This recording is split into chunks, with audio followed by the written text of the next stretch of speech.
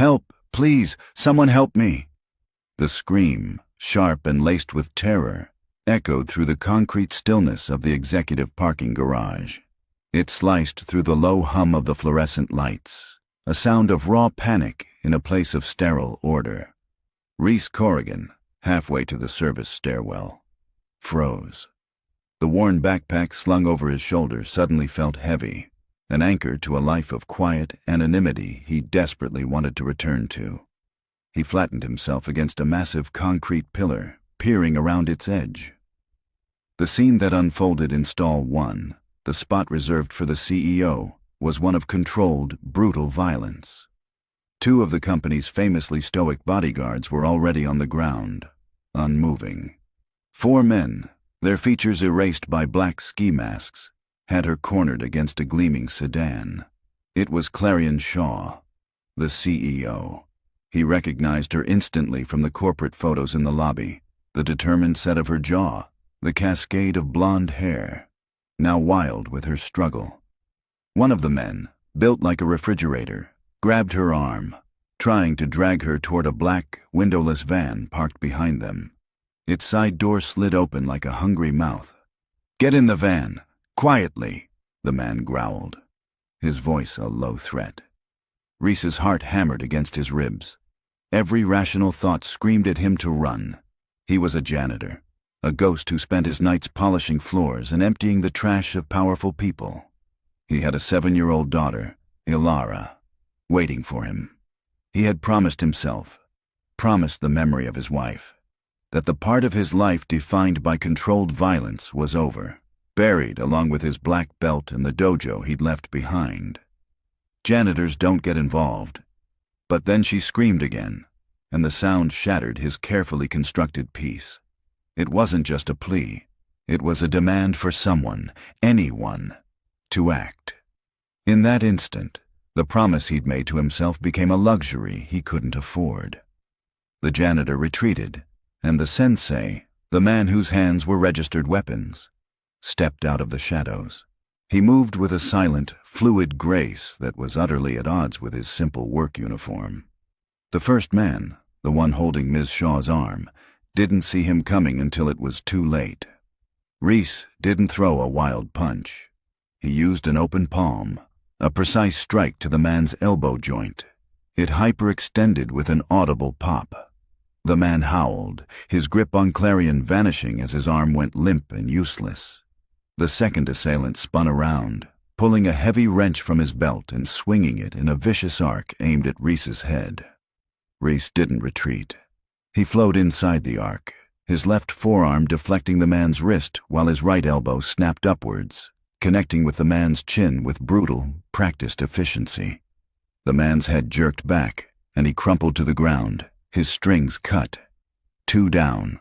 The remaining 2 let go of Clarion, their surprise turning to rage. They came at him together, a flurry of clumsy, powerful punches. They were brawlers, used to overwhelming their victims with raw aggression. They were not prepared for a man who met their chaos with the calm geometry of defense. Reese was a rock in a raging river, turning their own momentum against them. He sidestepped a haymaker from the third man, grabbing the attacker's wrist and pulling him off balance, directly into the path of his accomplice. They collided in a heap. Before they could untangle themselves, Reese struck. A sharp, snapping kick to the side of the third man's knee, a spinning back fist to the temple of the fourth. Both went down in a groaning pile on the cold concrete. It was over in less than 10 seconds. The sudden, ringing silence was broken only by the pained whimpers of the 4 men and the ragged, shallow gasps of Clarion Shaw. She had stumbled back against her car, her wide, disbelieving eyes fixed not on her fallen attackers, but on him. The janitor.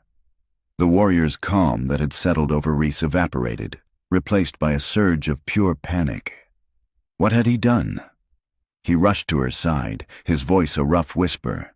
"Ma'am, Miss Shaw, are you hurt?" She shook her head, still unable to speak, her gaze locked on his face as if trying to solve an impossible puzzle. And in that moment, as he knelt to make sure she was okay, he took his eyes off the threat. It was a rookie mistake. The sound of screeching tires tore through the garage. Dazed but desperate, the four men were scrambling back into the van. The engine roared, and the vehicle shot out of the parking garage, vanishing into the night. They were gone. He heard the distant ding of the executive elevator, followed by the frantic pounding of footsteps and alarmed shouts. "Miss Shaw, code red in P1, more security. They were coming!" Reese shot to his feet, his mind racing. He could not be here. A janitor who could disable 4 trained men. It would invite questions he couldn't answer, exposing a past he had fought to bury. It would threaten the simple, safe world he had built for Alara. He looked at Clarion one last time. Her expression was a storm of confusion, fear, and something else. Something he couldn't decipher. "Stay here. They're coming for you," he said, his voice low and urgent. He didn't wait for an answer.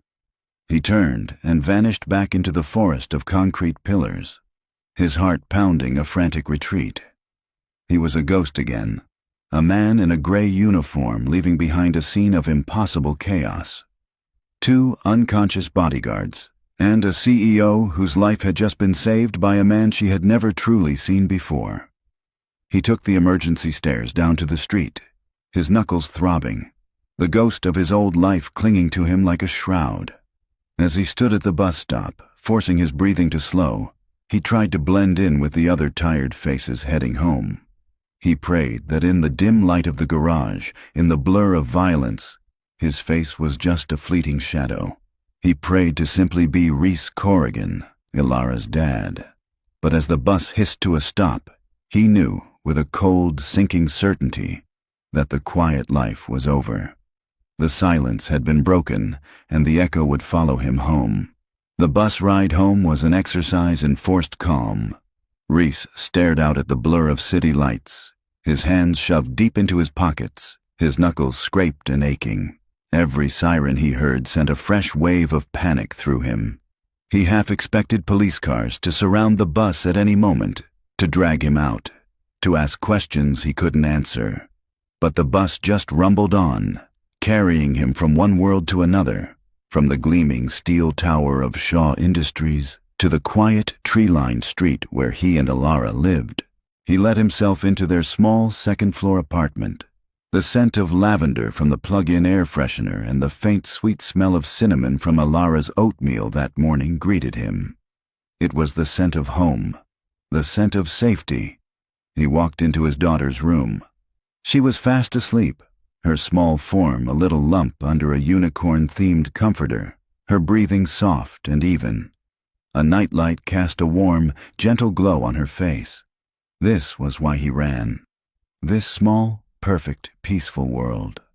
For 2 years since his wife Anya had passed, he had built this fortress of normalcy around Alara, brick by brick. A steady, unexciting job. Predictable routines. No surprises. Tonight he had taken a sledgehammer to the foundations. He sank into the worn armchair in the corner of her room, the adrenaline finally giving way to a bone-deep exhaustion and a gnawing fear of what the morning would bring. Meanwhile, back in the cold, sterile parking garage, Clarion Shaw was surrounded by a whirlwind of frantic activity. Her head of security, a stern-faced man named Barrett, was barking orders into a radio while paramedics checked on her 2 downed bodyguards. They were concussed, but would be fine. The police had arrived, their flashing lights painting the concrete walls in strobing blues and reds. "Ma'am, we need to get you to a secure location," Barrett said, his voice tight with a mixture of concern and professional embarrassment. His team had failed. Spectacularly. Clarion barely heard him. Her mind was replaying the 10 seconds of impossible violence. The blur of the janitor's uniform. The calm, economic precision of his movements. He hadn't fought like a brawler. He had moved like a dancer, a surgeon of force, disabling 4 men before they even understood what was happening. And his eyes, in the moment he'd knelt beside her, she'd seen not anger, but a deep, quiet worry. Then, pure panic as he realized he'd been seen. "The security footage," she said, her voice cutting through Barrett's nervous chatter. I want to see it. Now. Ma'am, the police will handle the investigation. Now, Barrett, she repeated, her voice dropping to a tone that left no room for argument. The tone that had made her the youngest CEO in the company's history. In my office. 15 minutes later, she sat in her vast corner office, the glittering city spread out below her. Barrett stood beside her desk, his face grim as he queued up the footage on her monitor. The camera angle isn't ideal, Miss Shaw.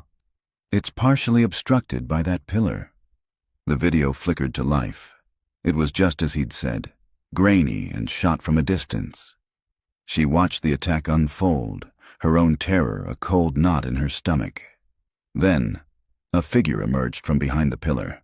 The footage was too blurry to make out a clear face, but it captured the motion, the shocking speed and efficiency. She saw him disable the men. She saw him rush to her side, and then she saw him look up, directly toward a secondary camera for just a fraction of a second, his face caught in a moment of unguarded panic, before he turned and fled. "Freeze it," Clarion commanded. "Right there." Barrett froze the frame.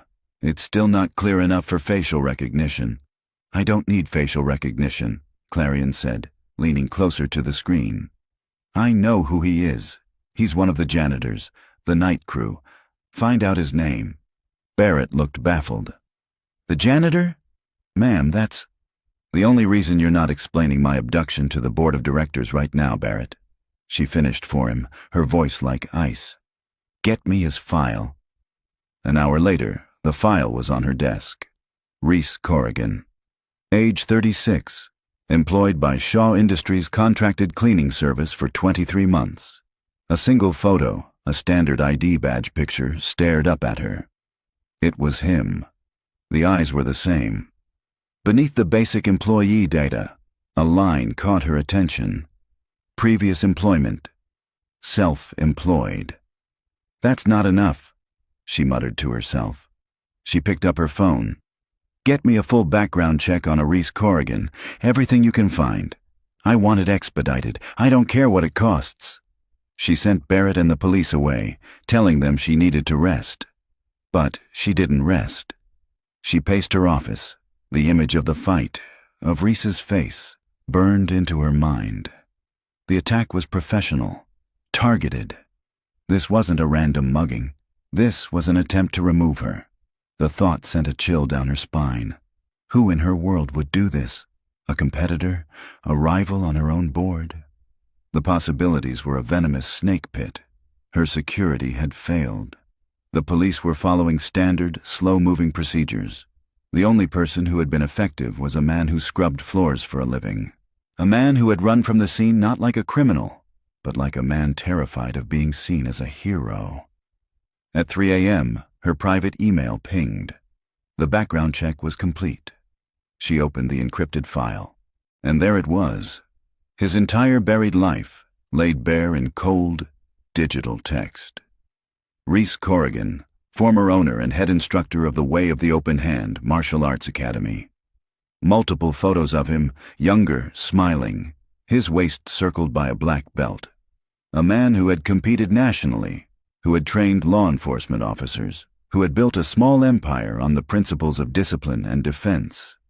And then, the tragedy. His wife, Anya Corrigan, diagnosed with a rare aggressive cancer. The academy was sold to pay for her medical bills. The bills had piled up anyway. 2 years later, she was gone. And Reese Corrigan, the sensei, the champion, had vanished. He had buried himself, taking on a job that required nothing of him but his hands, a job where no one would ever look at him twice. Clarion sank back into her leather chair, the pieces clicking into place. He wasn't hiding from the law. He was hiding from life. He had a skill set her entire multi-million-dollar security budget couldn't replicate, and he was using it to mop hallways. A new resolve, hard as diamond, formed in her mind. Her world was filled with men in expensive suits who postured and plotted, their loyalty as flexible as the market. Her life was in danger, and she was surrounded by wolves disguised as colleagues. She couldn't trust any of them. But she could trust him. The man who had acted not for money, not for glory, but out of pure, selfless instinct. The man who had risked everything to save a stranger. She stood up, grabbing her car keys and the manila folder with his address in it. Barrett would have a fit if he knew she was leaving without a security detail. She didn't care. She was done with his brand of security. She needed a guardian. A shield.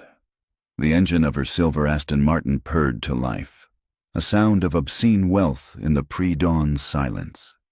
She drove through the sleeping city, leaving her glass tower behind and heading toward the quiet, working-class neighborhood Reese Corrigan called home. As the sun began to cast its first pale gray light over the horizon, her car, a vessel from another universe, slowed to a stop.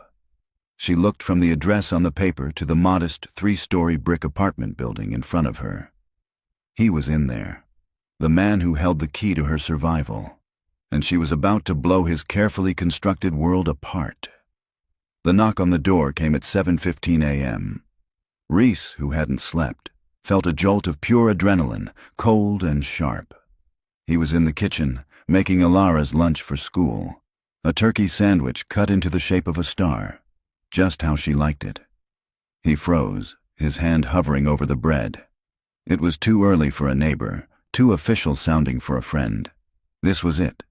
The police, or company security. The consequences had arrived. "Daddy, someone's at the door," Alara called from the living room, where she was watching cartoons, a half-eaten bowl of Cheerios on the small table in front of her. "I know, sweetie. You stay right there," he said, his voice calmer than he felt. He wiped his hands on a dish towel, his heart a frantic drum against his ribs. He walked to the door and looked through the peephole. His breath caught in his throat. It wasn't the police. It was her, Clarion Shaw.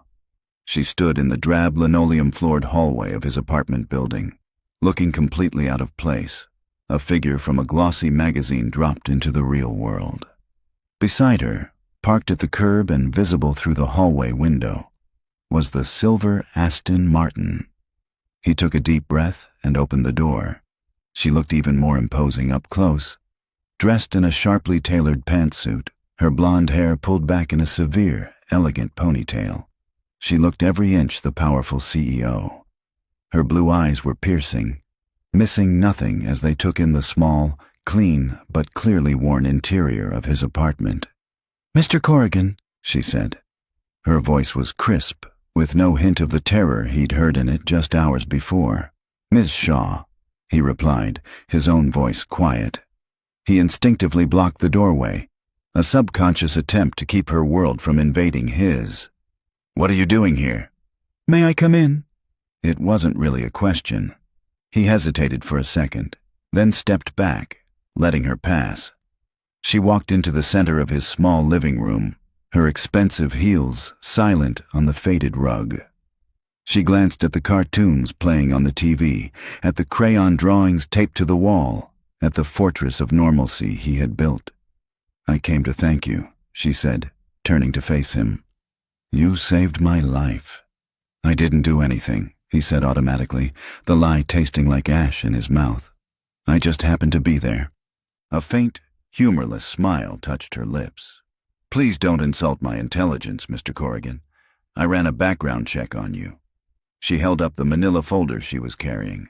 "Or should I say, Sensei Corrigan, owner of the Way of the Open Hand Academy. Black belt, trainer of law enforcement. You're not a janitor. You're a warrior hiding in a janitor's uniform." Reese felt the blood drain from his face. She knew. She had unearthed the life he had tried so hard to bury. "That life is over," he said, his voice flat. "I'm just a guy trying to raise his daughter." "The men who attacked me were professionals," she went on, ignoring his protest. "This wasn't a random mugging. It was a planned abduction, and it will happen again. My security team, the men I pay a fortune to protect me, were taken out in seconds. You were the only one who stopped them." She took a step closer, her eyes locking onto his. "I am offering you a job, effective immediately. You will be my new head of security. You'll report only to me. You will name your price. The offer hung in the air, absurd and terrifying. He shook his head. A single firm motion. I appreciate the offer, Miss Shaw, but no, I can't. Why not? Look around you, he said, gesturing at the small apartment, at the sounds of his daughter's cartoons. This is my life now. It's quiet, it's safe. The reason I left that other world behind is so I could protect her. His voice dropped, thick with an emotion he rarely lets surface. I will not bring that kind of danger anywhere near my daughter. Ever. He expected her to argue, to push. Instead, she just nodded, as if she'd anticipated his exact response. You think the quiet life is still an option? She asked, her voice dangerously soft. You think the men who came for me won't try to find out who stopped them? They're not amateurs, Reese. They will look for loose ends. And right now, you are the biggest loose end there is. What happens to Alara's safety when they decide the janitor who foiled their plan needs to be silenced? His blood ran cold. She had taken his reason for refusing and turned it into a weapon against him. He had been so focused on the danger of accepting, he hadn't considered the danger of refusing. The danger isn't coming to your door because of me, she pressed on, seeing the crack in his resolve. It's already here, because of what you did last night. The only choice you have left is whether you want to face it from the inside, with all of my resources at your disposal, or wait for it to find you here, alone. She placed the folder on his small coffee table. I can provide a life for your daughter you can only dream of. The best schools, a home with a yard, a future where she never has to worry about anything. All you have to do is the one thing you're better at than anyone else: protect people. He stood there, trapped, the walls of his safe little world closing in on him. He felt a small hand slip into his. He looked down to see Alara standing beside him, her wide, curious brown eyes fixed on the beautiful stranger in their living room. "Daddy, who's that?" she whispered. Clarion's entire demeanor shifted. The formidable CEO vanished, replaced by something softer. She knelt, bringing herself down to Alara's level. "Hello there," she said, her voice warm and gentle. "My name is Clarion. It's very nice to meet you." "I'm Alara," his daughter said shyly. "Are you a queen? You have a shiny car like a queen." A genuine smile, the first one Reese had seen, lit up Clarion's face. It transformed her. "Something like that," she said. "Your daddy is a very brave man. Did you know that?" Alara beamed, looking up at him with pure adoration. "He's the bravest," she said, with the certainty only a 7-year-old can possess. That was the final blow. Seeing his daughter look at him with such pride, seeing the warmth in Clarion's eyes as she spoke to her, and feeling the cold, inescapable logic of her argument settle in his gut. He was a protector. Hiding from that fact wouldn't keep his daughter safe. It would only leave her vulnerable. He let out a breath he didn't realize he'd been holding. "All right," he said, the word feeling foreign in his own mouth. "I'll do it." Clarion stood up, her professional mask slipping back into place, but her eyes held a new light of victory and relief. She pulled a slim, metallic card from her pocket. It wasn't a business card. It was a high-level security pass.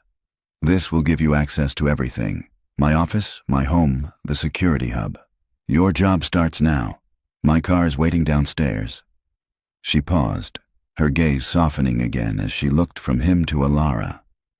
"We'll discuss salary and arrangements for your daughter's care later today. I promise you, she will be looked after as if she were my own." She turned and walked to the door, leaving him standing in the middle of his living room, the key card feeling both impossibly light and unbearably heavy in his hand. His life as a janitor was over.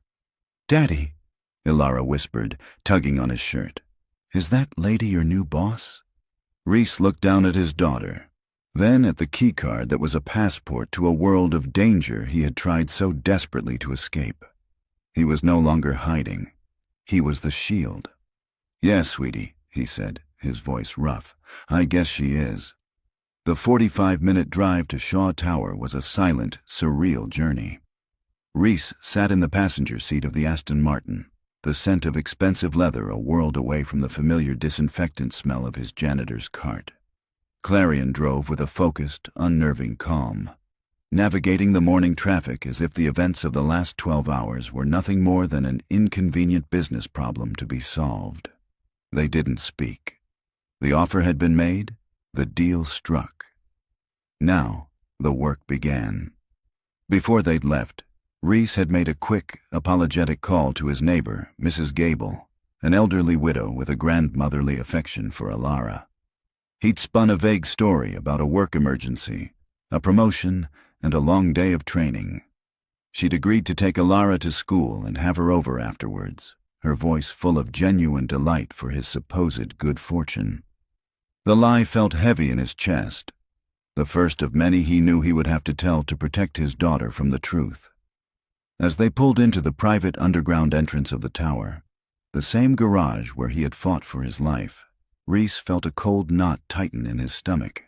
Clarion swiped a card, and a heavy gate lifted, granting them access to a section he had never been permitted to enter. She parked in the CEO's reserved spot, stall 1. "Barrett, my former head of security, will meet us in the security hub," she said, finally breaking the silence as she cut the engine. "He's not happy about this. None of them will be. They will see your old uniform, not your skills. That's their weakness. Don't let it be yours." "It won't be," Reese said quietly. He followed her to a private elevator.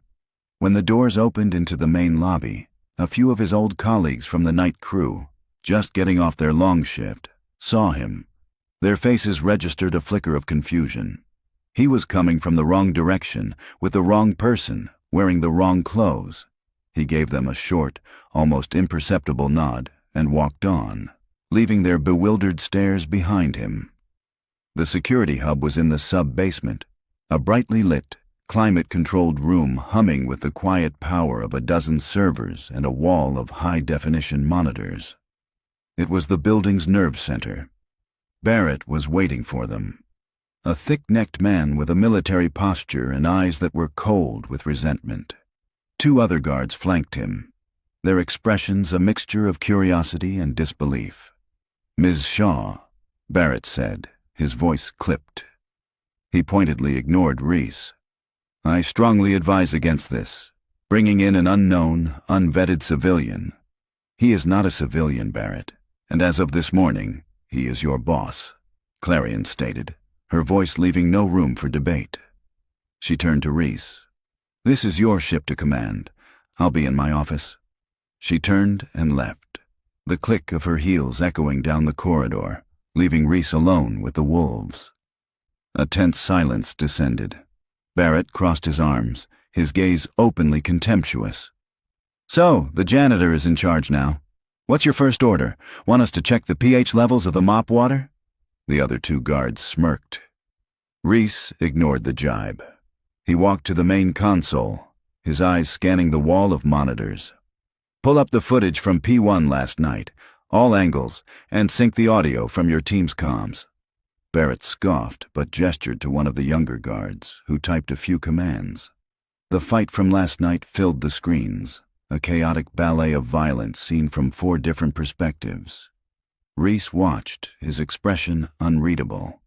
He wasn't watching himself. He was studying his opponents. "There," he said, pointing to a monitor.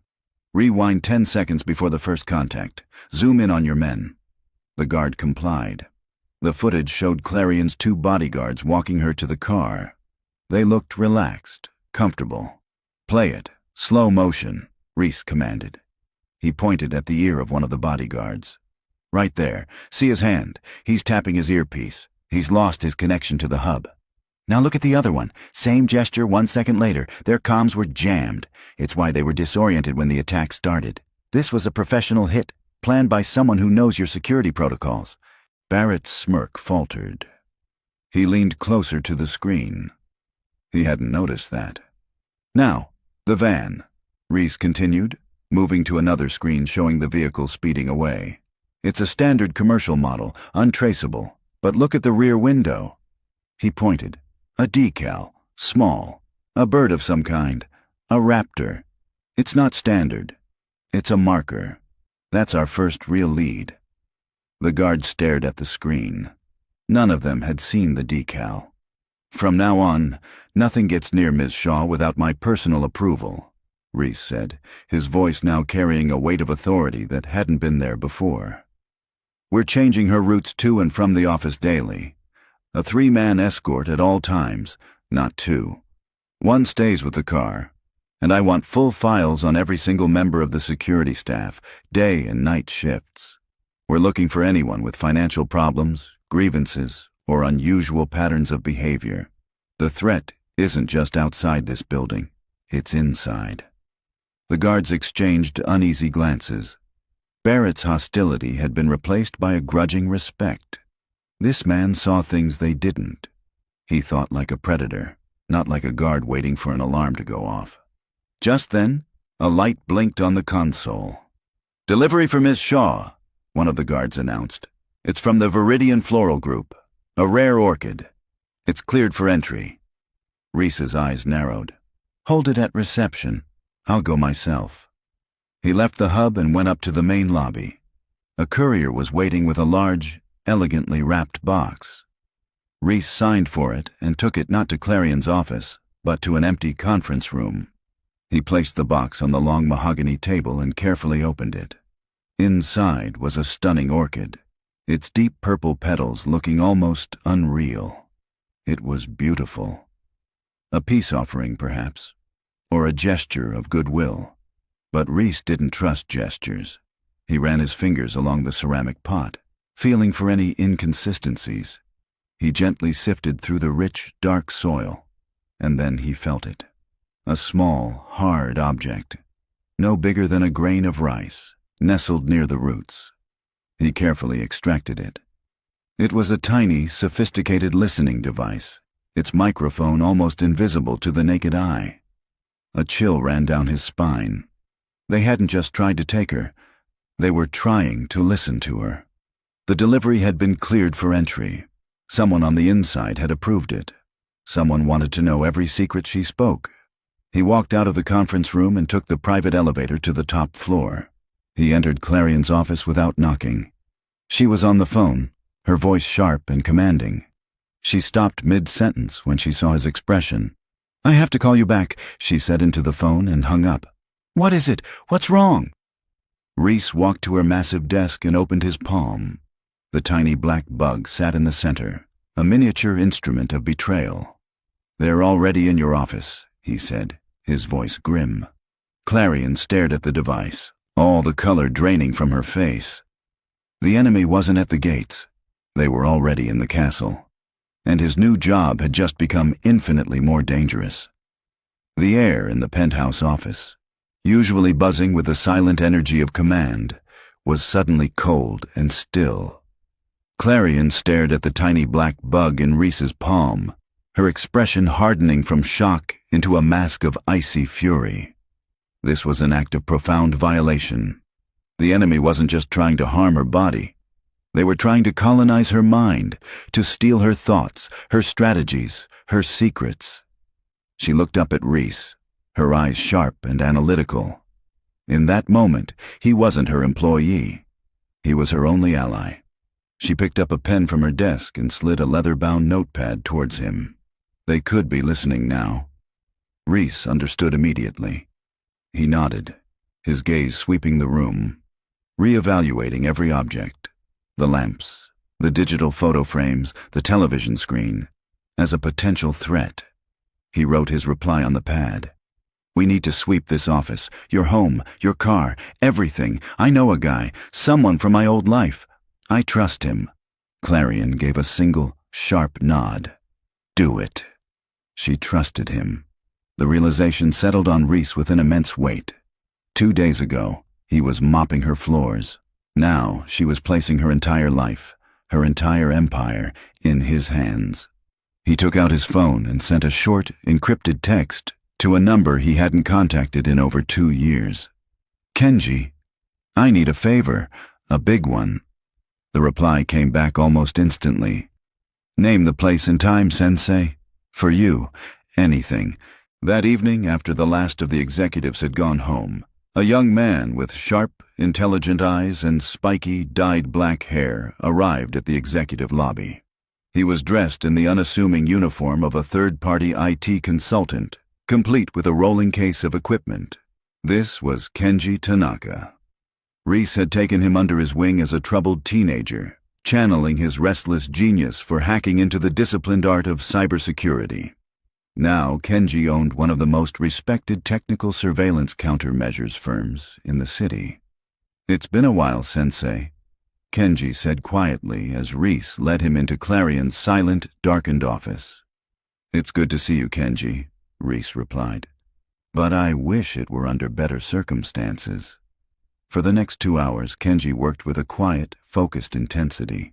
He moved through the office like a ghost, his specialized equipment sweeping the airwaves, detecting frequencies that shouldn't exist. He found a second bug taped to the back of the massive landscape painting behind Clarion's desk. He found a third, even smaller one, inside the base of her desk lamp. "This is professional-grade stuff," Kenji murmured, placing the tiny devices in evidence bags. "Military spec. Whoever is doing this has deep pockets and serious connections. They've been listening to everything." The confirmation sent a fresh chill through the room. Clarion, who had been watching in stoic silence, finally spoke. "The orchid it came in. The delivery was from a place called Viridian Floral Group." While Kenji finished his sweep, Reese was on a computer in the security hub, digging into the floral company. The order for the orchid was a ghost. It was a walk-in purchase made with cash 3 days prior. No name, no phone number, no credit card. A complete dead end, just as the person who sent it intended. "They're covering their tracks," Reese said, his voice tight with frustration when he returned to the office. "Maybe," Kenji said, holding up one of the evidence bags. "But even professionals leave a signature." He pointed to the tiny bug from the orchid. "The power source on this one is unique. It's a custom-made micro-battery. Only a handful of manufacturers make them, and they sell them to a very select clientele. Let me take these back to my lab. I might be able to trace the components to a specific buyer." By the time Kenji packed up his gear, it was nearly midnight. Clarion, looking pale and exhausted, insisted on driving Reese home. The silence in the car was different this time. It wasn't tense. It was companionable, the shared silence of 2 soldiers after a long, grueling battle. "Your friend Kenji," she said as they drove through the empty streets. "He's very loyal to you." "I helped him out when he was a kid," Reese said simply. "He just needed someone to point him in the right direction." "You seem to be good at that," she said softly. She glanced at him. "Tell me about Alara." The question caught him off guard. He rarely spoke of his daughter to anyone, let alone the COO of a multi-billion-dollar corporation. But looking at her, seeing the genuine exhaustion and vulnerability in her eyes, he found himself talking. He told her about Alara's love for drawing, her terrible knock-knock jokes, the way she looked when she was concentrating on a puzzle. He spoke of her with a warmth and love that filled the small, leather-scented space. When they pulled up to his apartment, Mrs. Gable was waiting at the door with a sleepy Alara, who had insisted on staying up to say goodnight to her dad. Alara's face lit up when she saw Reese, but then she saw Clarion getting out of the car. She ran right past her father and straight to the CEO. "Hi, Queen Clarion," she said, holding up a piece of paper. "I drew you a picture of your shiny car." The drawing was a child's wonderful scrawl of a silver rectangle with 4 black circles, with stick figures of her and Clarion inside. Clarion crouched down, her fatigue melting away as she took the drawing as if it were a priceless work of art. "Alara, this is the most beautiful thing I have ever seen," she said, her voice thick with an emotion Reese couldn't quite place. "Thank you. I'm going to put this up in my office." She looked up at Reese over Alara's head, and in that moment, under the dim glow of the streetlights, he saw something in her eyes that had nothing to do with business or danger. He saw a flicker of loneliness, a longing for this simple, uncomplicated warmth. Later, After he had thanked Mrs. Gable and tucked a happy Alara into bed, he sat in his armchair, the silence of the apartment feeling heavier than usual. His phone buzzed. It was a text from Kenji. Got it. The micro batteries were part of a single, large batch sold 6 months ago. The buyer was a private security contractor called Aegis Solutions. Reese's blood ran cold. He knew that name. He pulled up the file he'd started on the security staff and board members. His fingers flew across the keyboard. Another text from Kenji came through before he could finish. And you're not going to believe who owns Aegis Solutions. They're a subsidiary of a holding company owned by one of your board members, a man named Lachlan Graves. Reese stopped typing. Lachlan Graves, a man known for his ruthless ambition, a man who had openly and bitterly opposed Clarion's appointment as CEO.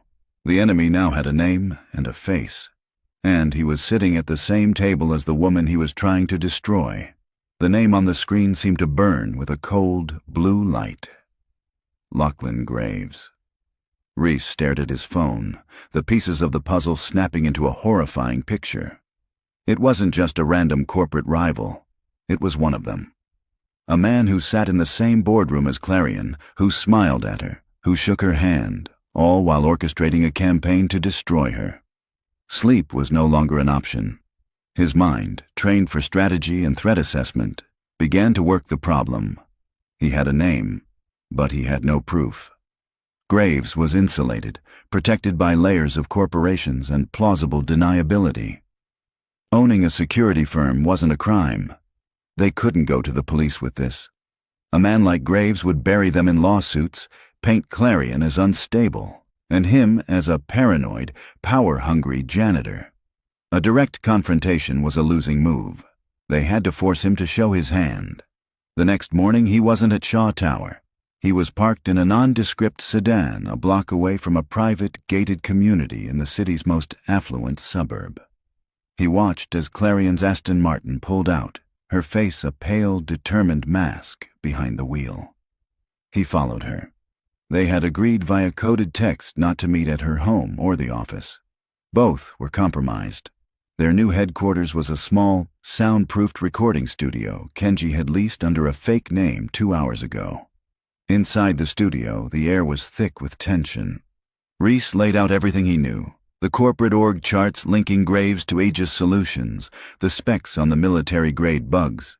He's been my family's rival for decades, Clarion said, her voice a low, dangerous hum. His father competed with my father. Lachlan believed he should have been named CEO after my father retired. He's never forgiven the board for choosing me instead. Her hands clenched into fists on the table. He's not just trying to take my company. This is personal.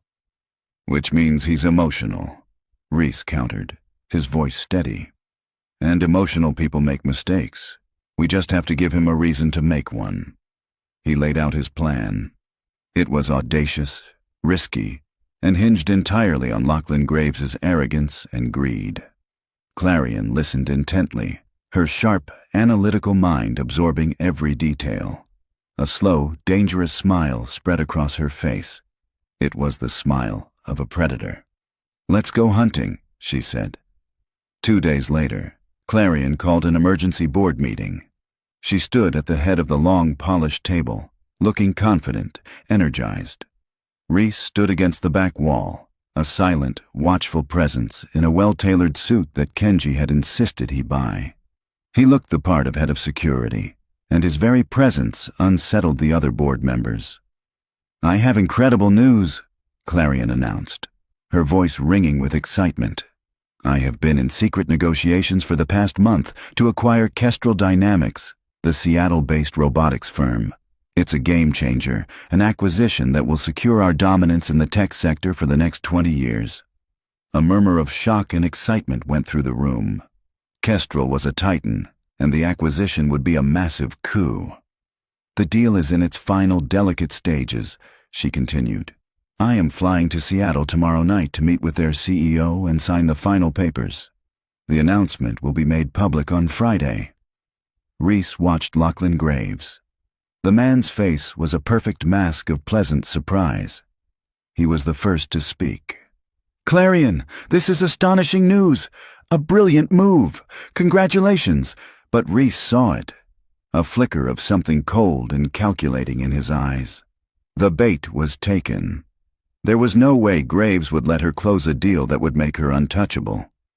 For the next 24 hours, the executive floor was a hive of carefully orchestrated deception. Reese moved through the offices, speaking loudly on his phone about flight numbers and hotel reservations. All fake. He argued with Barrett in the security hub about the lax security protocols at the Seattle hotel, ensuring the conversation was overheard. He played the part of a new security chief, competent but slightly out of his depth, making the entire operation seem vulnerable. In reality, Reese was pulling together a small, hand-picked team of security operators he'd known from his old life. Men who owed him favors, men whose loyalty was to him, not a paycheck. Kenji, meanwhile, was turning a foreclosed warehouse in the city's industrial outskirts into a state-of-the-art tactical trap, rigging it with cameras, microphones, and remote-controlled floodlights. The night of the trip arrived. A black SUV, identical to Clarion's usual transport, pulled away from Shaw Tower. Inside was a small security detail and a woman with blonde hair, a body double Reese had hired. Reese and the real Clarion were already miles away, hidden in a mobile command center Kenji had set up in a van a quarter-mile from the warehouse. "They're on the move," Kenji said, his eyes glued to a laptop displaying a GPS tracker. He had managed to get a micro-tracker onto the car of one of Graves's known associates from Aegis Solutions. "They're following the decoy. Just as you predicted, Sensei." Reese watched on another monitor, a live feed from a traffic camera. He saw the Aegis car, a black sedan, tailing the SUV. "They're going to hit them on the industrial access road, just past the bridge. It's isolated." Clarion sat beside him, her face illuminated by the glow of the screens, her knuckles white. She was watching a plan to simulate her own abduction. It happened exactly as Reese had said it would. Two black vans boxed in the SUV on the deserted road. Men in tactical gear swarmed the vehicle. The feed cut out as they disabled the cameras. "They have her," Clarion whispered, her voice tight. "They have the decoy," Reese corrected her calmly. He keyed a small microphone. "All teams, they're on their way to you. Go dark. Await my signal." 10 minutes later, a new set of monitors flickered to life. Kenji's cameras inside the warehouse. The black vans pulled into the cavernous, dusty space. The armed men pulled the struggling, hooded body double from the SUV. They were confident, professional. Their leader, a tall man with a jagged scar on his cheek, pulled out a phone. "We have her," he said into the phone.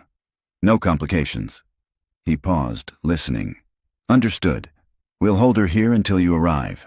He ended the call and turned to his men. "Mr. Graves is on his way. Get her prepped." He ripped the hood off the body double's head. His face fell. It wasn't Clarion Shaw. It was a stranger, a woman with fear in her eyes, but also a flicker of defiance. She was an actress, and she was playing her part perfectly. "What is this?" the man with the scar snarled, realizing they'd been tricked. "Where is she?" At that exact moment, a series of powerful, blinding floodlights clicked on, bathing the entire warehouse in brilliant white light. The armed men flinched, throwing their hands up to shield their eyes. Reese stepped out from behind a stack of shipping containers, a calm, imposing silhouette against the light. His own small team emerged from the shadows on all sides, weapons raised, completely surrounding Graves' men. He looked at the scarred man, his voice echoing in the vast, silent space. "You were expecting someone else?" For a heartbeat, the warehouse was frozen in a tableau of shock. The brilliant floodlights bleached all color from the scene, casting long, stark shadows. Jago, the scarred leader of the Aegis team, stared at Reese, his mind struggling to process the scale of the disaster. Then his training kicked in. "It's a trap! Take them!" he roared, raising his weapon. But Reese had anticipated the chaos. "Now!" he commanded into his own throat mic. The battle wasn't a prolonged firefight. It was a symphony of controlled, tactical violence. From the catwalks above, 2 of Reese's operators deployed flashbang grenades that erupted with deafening cracks and blinding light, disorienting half of Jago's team. Kenji, from his command van, killed the main floodlights, plunging the warehouse back into a disorienting darkness, but Reese and his team were equipped with night vision goggles. They owned the shadows. The Aegis operators, accustomed to being the predators, were now the prey. They fired blindly into the dark, their muzzle flashes giving away their positions. Reese's team responded with disciplined single shots, aiming for limbs, not kills. One by one, Jago's men were neutralized, their cries of pain echoing in the vast space. Reese moved through the chaos like a phantom. He didn't fire a shot. He closed the distance, using the stacks of crates and machinery as cover. He found Jago trying to rally his crumbling squad near the loading bay doors. "You!" Jago snarled, recognizing him. He lunged, a combat knife flashing in his hand. He was big and powerful, a brawler relying on brute force. Reese was a master of a more ancient, more intelligent art. He met Jago's wild slash not with a block, but with a fluid redirection, using the man's own momentum to spin him off balance. An elbow strike to the collarbone, a sweeping leg kick that took Jago's feet out from under him. The big man crashed to the concrete floor, the wind knocked out of him. Before he could recover, Reese had his arm twisted behind his back in a submission hold that sent waves of agonizing pain through his shoulder. The knife clattered to the floor. "It's over," Reese said, his voice low and calm in Jago's ear. As if on cue, the main floodlights came back on, revealing the scene. All 10 of the Aegis operators were down, being zip-tied by Reese's team. The fight was finished. At that moment, the purr of an expensive engine drifted in from outside. A black Mercedes sedan pulled up to the open loading bay door. The back door opened, and Lachlan Graves stepped out, an arrogant, satisfied smile on his face. He was expecting to see a captured Clarion, a victory delivered. Instead, his smile froze, then melted into a mask of pure disbelief. He saw his elite team, his trusted Aegis operators, subdued on the ground. He saw Reese Corrigan, the janitor, standing over his commander. And then he saw Clarion Shaw herself step out from behind the mobile command van, her expression as cold and hard as a diamond. Lachlan's face went pale. He tried to retreat, to get back in the car, but 2 of Reese's men were already there, blocking his path. He was trapped. Clarion walked slowly towards him, her heels clicking on the grimy concrete. "You look surprised to see me, Lachlan," she said, her voice dripping with contempt. "Clarion, what is this? I got a frantic call about a security breach," he stammered, his mind scrambling for a lie. "Save it," she cut him off. She nodded towards Reese. Reese hauled Jago to his feet and pushed him in front of Graves. The scarred man looked at his boss, his eyes pleading. "Jago," Reese said calmly, "you have a choice. You can take the fall for all of this. Attempted kidnapping, assault, corporate espionage. You'll spend the next 20 years in a federal prison, and this man," he gestured to Graves, "will forget your name before the cell door closes, or you can tell us everything, right now, and I will see to it that the DA knows you cooperated." Jago stared at Lachlan's panicked, sweating face. He saw no loyalty there, no honor. He saw only a rich, powerful man ready to cut him loose to save himself. His expression hardened with betrayal. "He hired us," Jago spat, the words tumbling out in a torrent of anger. "All of it.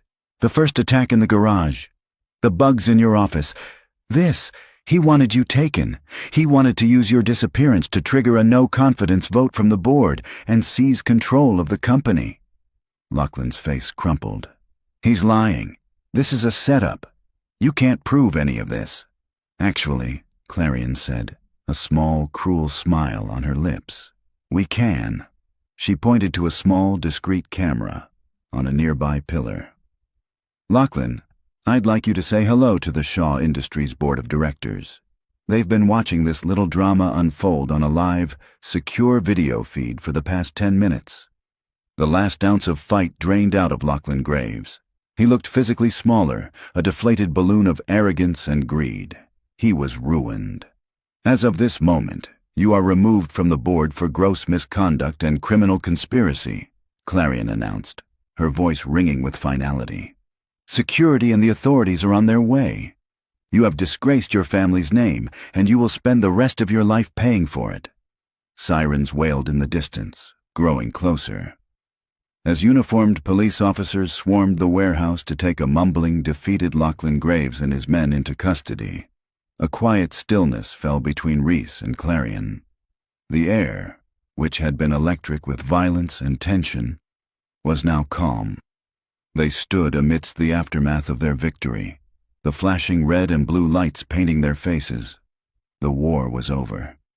Clarion turned to him, the hard CEO mask finally falling away, revealing the exhausted, vulnerable woman beneath. Her eyes were filled with a profound gratitude that went far beyond an employer and her head of security. "It's over," she whispered, the words filled with relief. Reese looked at her, at the powerful woman who had trusted him, at the unlikely partner with whom he had just faced down a dragon. He thought of his quiet life, the one he had lost, and the new, uncertain one that was just beginning. "The threat is," he replied, his voice quiet but firm. "The rest is just beginning." In the week that followed, the chaos subsided and was replaced by the quiet, methodical process of cleaning up.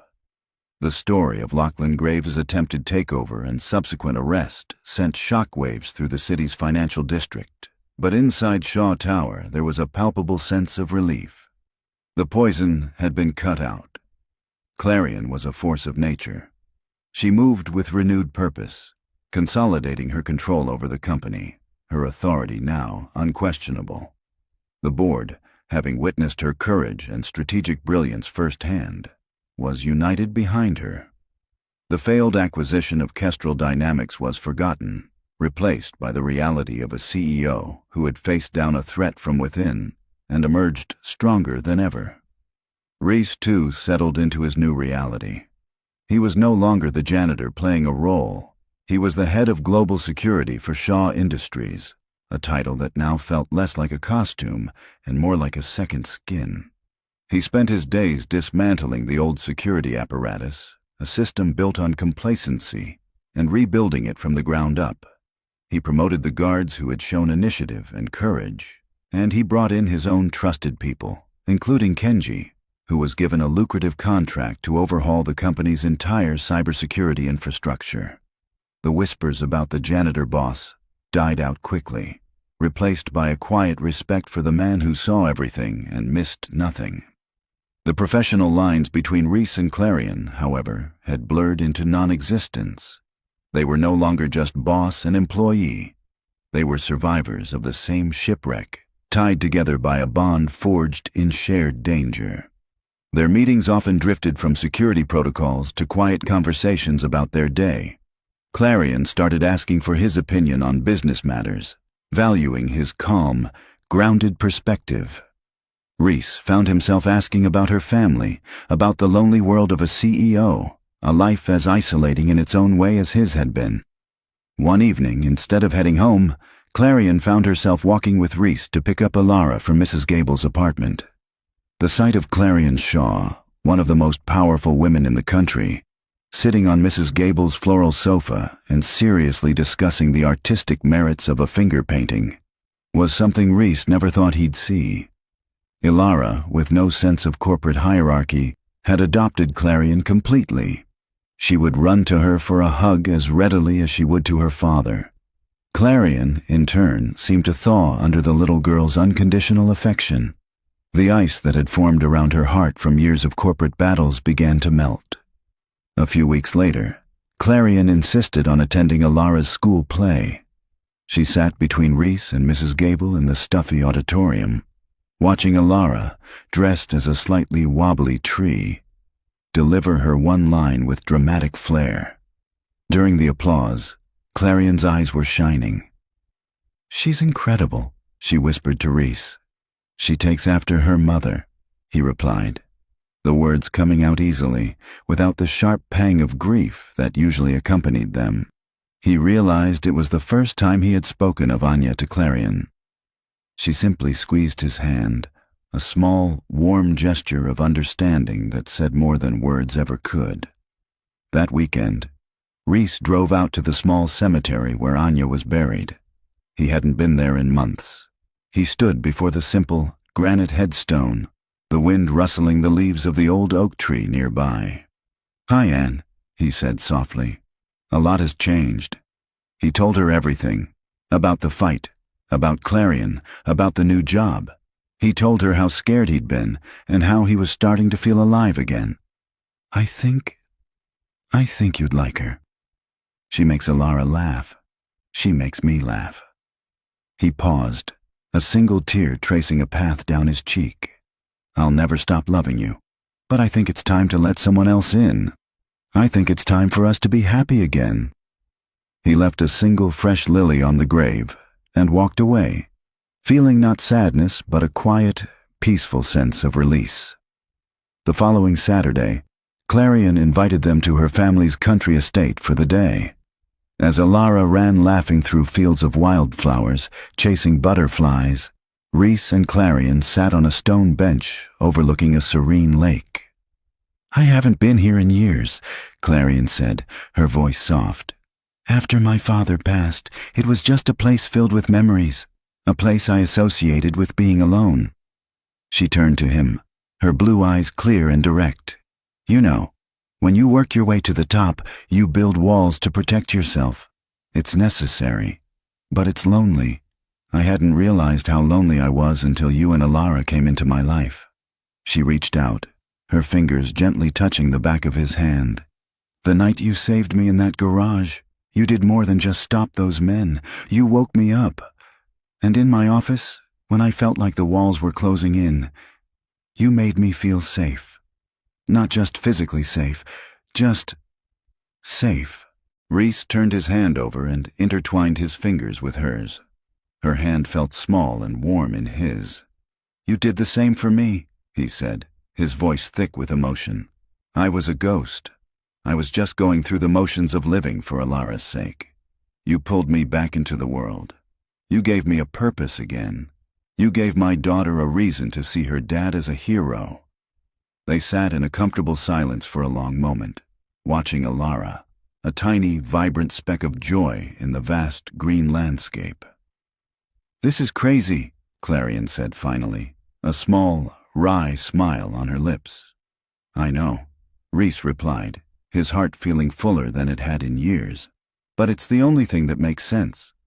Their wedding was a small, private affair held in the garden of the country estate. There were no press, no business partners, just a handful of people who mattered. Kenji stood as Rhys's best man. Mrs. Gable wiped away happy tears, and Alara, in a beautiful white dress, was the world's most enthusiastic flower girl, scattering petals with joyous abandon. As Rhys watched Clarion walk towards him, not as a CEO in a power suit, but as a radiant woman in a simple, elegant dress, he knew he was home. He was no longer a janitor in hiding or a sensei haunted by his past. He was a husband, a father, a man who had found his horizon. Months later, on a bright sunny afternoon, the three of them were walking through a city park. Rhys had his arm around Clarion's shoulders, and Alara was skipping ahead, her laughter carrying on the breeze. They weren't a CEO, a security chief, and a child. They were just a family, a man who had learned to fight again, not for glory, but for love.